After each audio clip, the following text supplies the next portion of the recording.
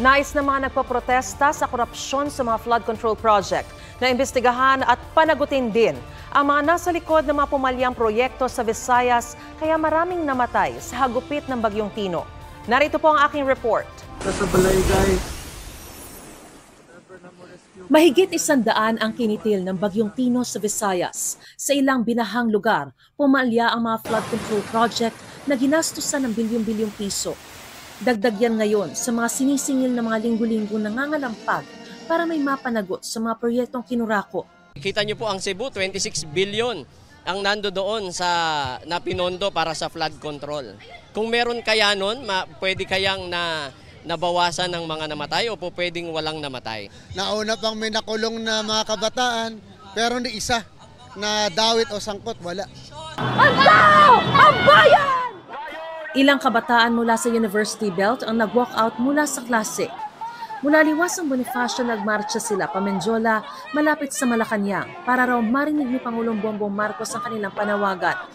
Ang mga nagrally sa EDSA Shrine, pinamamadali ang pag-iimbestiga ng Independent Commission for Infrastructure. Galit na galit ang taong bayan. Parating na naman ang panibagong bagyo.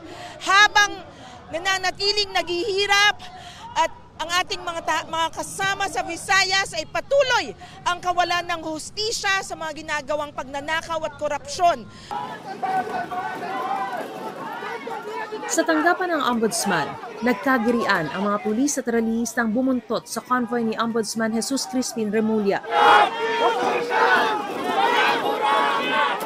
Sigaw nila, dapat masilip ang mahigit 400 flood control project sa Cebu na halos 27 bilyong piso ang ginastos. Sino ang mga opisyal na nag-approve ng permit para sa real estate, quarrying, reclamation, mining na responsable dito sa baha?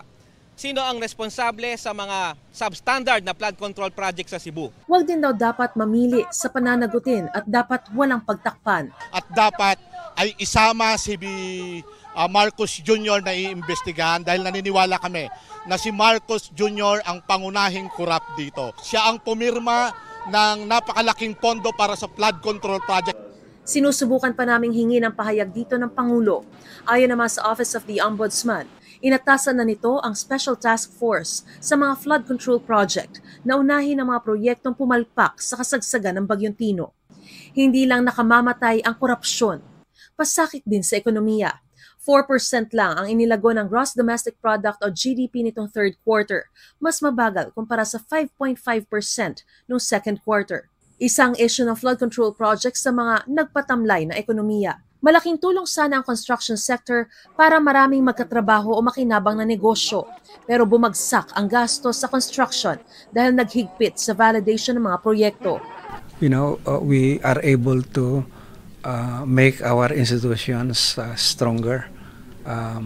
Our project implementation mechanisms more robust and transparent. If you are able to convince the public that that is indeed what will happen, confidence will improve, trust will improve. Sabi ng Justice Department, malapit nang makasuhan ang mga sangkot lalo't kumanta na ang whistleblower sa sina dating DPWH Undersecretary Roberto Bernardo, dating DPWH Engineers Henry Alcantara, Bryce Hernandez, JP Mendoza, RJ Domasig at kontratistang si Sally Santos. We already have a handful of senators, a handful of congressmen.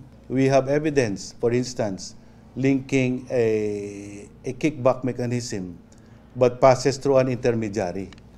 We believe that there is now sufficient evidence to implicate even politicians. Inihahanda na ng DOJ ang kasunduan para mapabilang sila sa Witness Protection Program.